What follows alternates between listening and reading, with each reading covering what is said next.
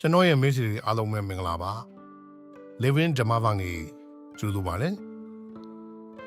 ဒီနေ့ညမှာကျွန်တော်မိတ်ဆွေတို့ကိုမိကုန်းလေးတစ်ခုမေးကြည့်ချင်ပါတယ်ကျွန်တော်တို့ဖြတ်သန်းနေရတဲ့ဒီလူဘဝဆိုတာမိတ်ဆွေတို့အတွက်ဘယ်လိုခံစားရပါသလဲတချို့အတွက်တော့ဘဝကပန်းကင်းလန်းတစ်ခုလိုတာယာနေနိုင်တယ်လို့တချို့အတွက်ကြတော့လဲမုန်တိုင်းထန်တဲ့ပင်လယ်ပြင်တစ်ခုလိုပင်ပန်းနေတတ်ပါတယ်ကျွန်တော်တို့အားလုံးရဲ့ဘဝခရီးလမ်းမှာအစဉ်ပြေတဲ့နေ့တွေရှိသလိုအစဉ်မပြေတဲ့နေ့တွေလည်းကြုံတွေ့နေရပါတယ်အောင်မြင်သွားတဲ့အချိန်မှာကျွန်တော်တို့ပျော်ရွှင်ကြပေမဲ့ဆင်းရဲဒုက္ခတွေအရှုံးတွေနဲ့ရင်ဆိုင်လာရတဲ့အချိန်မှာတော့ကျွန်တော်တို့စိတ်ဓာတ်တွေကြာဆင်းသွားတဲ့ကြပါတယ်တချို့ဆိုရင်ဒီဒုက္ခလှိုင်းလုံးတွေအောင်မှနှိမ့်မြုပ်သွားပြီး depression လို့ခေါ်တဲ့စိတ်ကြဝေဒနာထိတောင်ခံစားရတတ်ပါတယ်။ဒါဆိုရင်ကျွန်တော်တို့ဘဝကိုဘယ်လိုဖြတ်သန်းနေထိုင်ကြမလဲ။ဒုက္ခလိုင်းတွေလာတိုင်းကိုနှိမ့်မြုပ်နေကြရတော့မှာလား။အဲ့ဒီအတွက်မြတ်စွာဘုရားရှင်ကကျွန်တော်တို့ကိုအယံတန်ဖိုးရှိတဲ့အမှန်တရားလေးတစ်ခုပေးထားခဲ့ပါတယ်။အဲ့ဒါကတော့ဘယ်အရာမှမမြဲဘူးတခဏပဲဆိုတဲ့အတိတရားလေးတစ်ခုပါ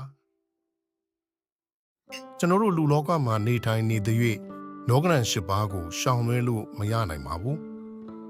ချီးမွမ်းခံရတာနဲ့အတူကဲ့ရဲ့ခံရတာလည်းကြုံရပါမယ်အောင်မွေးတွေရှိနိုင်သလိုရှုံးမိတ်နာနဲ့လည်းကြုံရပါမယ်ခုံတည်းကြော်ကြားလာနိုင်သလိုအသေးဖြတ်တာလည်းခံရနိုင်ပါတယ်ချမ်းသာလာနိုင်တယ်လို့ဆင်းရဲသွားတာလည်းဖြစ်နိုင်ပါတယ်ဒီချက်တွေကတဘာဝတရားရဲ့ပုံမှန်ရိုက်ခတ်မှုတွေပါစိတ်ပညာရပြောရင်တော့ဒါတွေကိုကျွန်တော်တို့က external factor ပြင်ပအကြောင်းအရာတွေလို့ခေါ်ပါတယ်ကျွန်တော်တို့ထိန်းချုပ်လို့မရတဲ့အရာတွေပါကျွန်တော်တို့ဆင်းရဲဒုက္ခနဲ့ကြုံရတဲ့အခါဒါလည်းခဏပါပဲလို့သတိထားနိုင်တာကစိတ်ပညာမှာ resilientစိတ်ဓာတ်ကြံ့ခိုင်မှုကိုတည်ဆောက်တာပါအလားတူပဲချမ်းသာဒုက္ခနဲ့ကြုံလာတဲ့အခါမှာလဲဒါလဲထာဝရမဟုတ်ဘူးအမြဲချင့်နေမှာမဟုတ်ဘူးလို့သိထားနိုင်ရင်ကျွန်တော်တို့အဝင်မမြင့်တော့ဘူးအောက်ခြေလွတ်မသွားတော့ပါဘူးဒါကလောကရန်ကိုကြံ့ခံနိုင်မှုကျွန်တော်တို့လေ့ကျင့်ရမယ် mental balance ပါပဲမင်းဆွေတို့ကျွန်တော်တို့ကခန္ဓာကိုကြံ့ခိုင်ဖို့အတွက်တော့physical exercise တွေလုပ်ကြတယ်။လမ်းလျှောက်တယ်၊ကျင်စားတယ်၊အစားအသောက်စီငင်ကြတယ်။ဒါပေမဲ့လူအများစုမင်းနေတာကတော့ mental exercise လို့ခေါ်တဲ့စိတ်လေ့ကျင့်ခန်းမျိုးဖြစ်ပါတယ်။တရားကျင့်တယ်ဆိုတာတကယ်တော့စိတ်ကိုကြံ့ခိုင်အောင်ကျင့်စော့ပေးရတာပါ။ဥပမာကျွန်တော်တို့နုပြိုတမ်းမာနေတော့မှငါအိုရမယ်ဆိုတာကိုမိထားချင်ကြပါတယ်။ဒါပေမဲ့ကျွန်တော်တို့ကငါတစ်ချိန်မှာအိုရမှာလေတစ်ချိန်မှာနာရမှာပဲတစ်ချိန်မှာတေးရမှာပဲဆိုတဲ့အမှန်တရားကိုလက်ခံနိုင်အောင်ကျွန်တော်တို့စိတ်ကိုကြိုတင်လေ့ကျင့်ထားမယ်ဆိုရင်တကယ်တမ်းအဲ့ဒီလိုအိုခြင်းနာခြင်းတေးခြင်းတွေနဲ့ထိတ်တဲ့ရင်ဆိုင်တွေ့ကြုံလာတဲ့အခါမှာကျွန်တော်တို့စိတ်တွေကပိုပြီးတော့ရင်ကျက်တည်ငြိမ်နေပါလိမ့်မယ်အဲ့ဒီလိုလေ့ကျင့်တာကစိတ်ကြက်စရာကြီးလို့တော့မထင်လိုက်ပါနဲ့ဒါက emotional preparation လို့ခေါ်တဲ့စိတ်ပိုင်းဆိုင်ရာကြိုတင်ပြင်ဆင်မှုပါဒီလိုလေ့ကျင့်ထားတဲ့စိတ်ဟာဘလို့လောကရန်လိုက်တဘိုးတွေချားမှမစိုးမရိုက်မလဲပဲနဲ့ကြံ့ခံနိုင်စမ်းအားတွေကိုဖြစ်ပေါ်လာစေပါတယ်နောက်ထပ်အရေးကြီးတဲ့အချက်တစ်ခုကတော့ကျွန်တော်တို့ရင်ထဲမှာရှိနေတဲ့ချစ်ချင်းမေတ္တာရဲ့သဘောကိုကွဲခြားသိထားဖို့ပါကျွန်တော်တို့စိတ်ကိုပူလောင်နေတာကတဏှာပါတဏှာဆိုတာကရယူလိုတာပိုင်ဆိုင်လိုတာကိုယ့်အတွက်ကိုယ်ပဲကြည့်တာဒါကြောင့်တဏှာနောက်မှာစိုးရိမ်မှုနဲ့ပူဆွဲမှုတွေသာအမြဲလိုက်လာတတ်ပါတယ်ဒါပေမဲ့မေတ္တာဆိုတာကတော့ပေးဆက်ခြင်းတာတစ်ဖက်လူကိုအေးချမ်းစေခြင်းတာ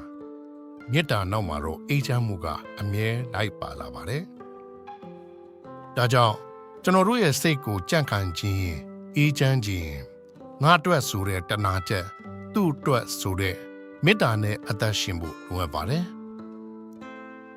ကျွန်တော်တို့စိတ်ကိုကြမ်းတိုင်စေတဲ့နောက်ထပ်လက်နက်တစ်ခုကတော့ယောနီတော်မနတိကာရာလို့ဆိုတဲ့တင့်တယ်လျောက်ပတ်သောနှလုံးသွင်းခြင်းပါလေစိတ်တည်နေမှာတော့ဒါကို reframing လို့ခေါ်ရတယ်မိမိကြုံတွေ့နေရတဲ့အဆိုးအောင်မှာရှိနေတဲ့အကောင်းကိုရှာဖွေရပါဒီနေရာမှာပုံမြင်လေးတစ်ပုဒ်ကျွန်တော်ပြောပြချင်ပါတယ်ဘိုးရင်မရေထမ်းသမားတစ်ယောက်မှာရေအိုးနှလုံးရှိရဲ့တဲ့တစ်လုံးကအသစ်ဆက်ဆက်အကောင်းကြီးဖြစ်ပြီးနောက်တစ်လုံးကတော့အကြောင်းလေးတစ်ခုပါနေတယ်ရေထမ်းသမားကနေတိုင်းမြစ်ထဲကနေအိမ်ကိုရေထမ်းလာတဲ့အခါမှာအဲ့ဒီအိုးအကောင်းကြီးကရေအပြည့်ပါလာပေမဲ့အကြောင်းပါတဲ့အိုးလေးဘက်မှာတော့ရေကတဝက်ပဲကျန်နေပါတော့တယ်ဘာလို့လဲဆိုတော့လမ်းမှာနဲ့ရေတွေရရိုဖိခဲတော့ပါဒီတော့အကြောင်းပါတဲ့အိုးလေးကသူ့ကိုယ်သူအားမလို့အားမရဖြစ်လာပြီးတော့တနေ့မှရေထမ်းသမားကိုတောင်းပန်လိုက်ပါလေအရှင်နဲ့ကျွန်တော်မှအကြောင်းလေးရှိနေလို့အစင်ပင်ပင်ပန်းပန်းနဲ့ထားလာသမျှရေးလေးကလမ်းမှာရင်ဖိတ်စင်ကုန်ခဲ့တဲ့ကျွန်တော်ကအတုံးမကျတဲ့အိုးတလုံးဖြစ်နေလို့တောင်းပန်ပါတယ်တဲ့ဒီလိုပြောတဲ့အိုးလေးအဲ့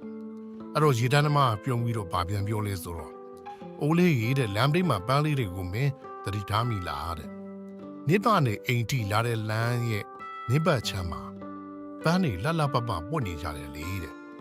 မင်းစီကနေရေရီယိုဖိတ်နေမယ်ဆိုတာကိုငါကြိုသိလို့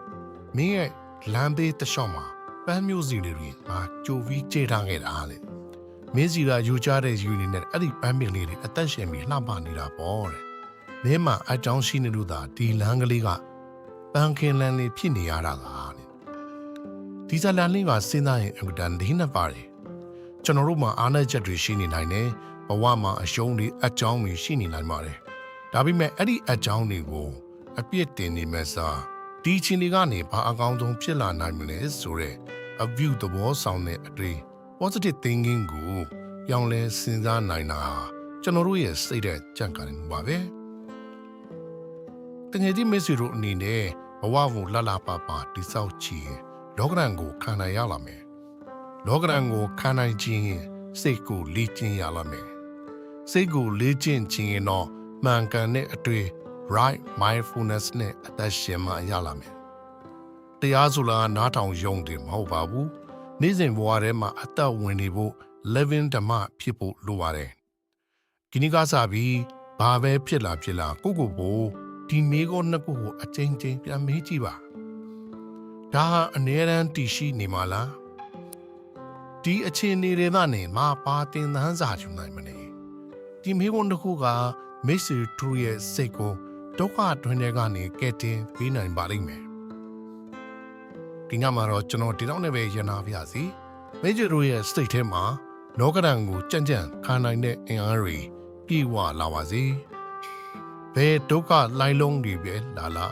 ဒါလည်းခဏပါပဲလို့အဒီတိုင်းအေချမ်းစွာကြော်ဖြန်းနိုင်ကြပါစေမိတ်ဆွေတို့အားလုံးအေချမ်းစွာအိပ်ဆက်နိုင်ပြီးနိုးထလာတဲ့အခါမှာလဲစိတ်တဲ့အင်အားအသစ်တွေနဲ့ပြည့်စုံကြပါစေ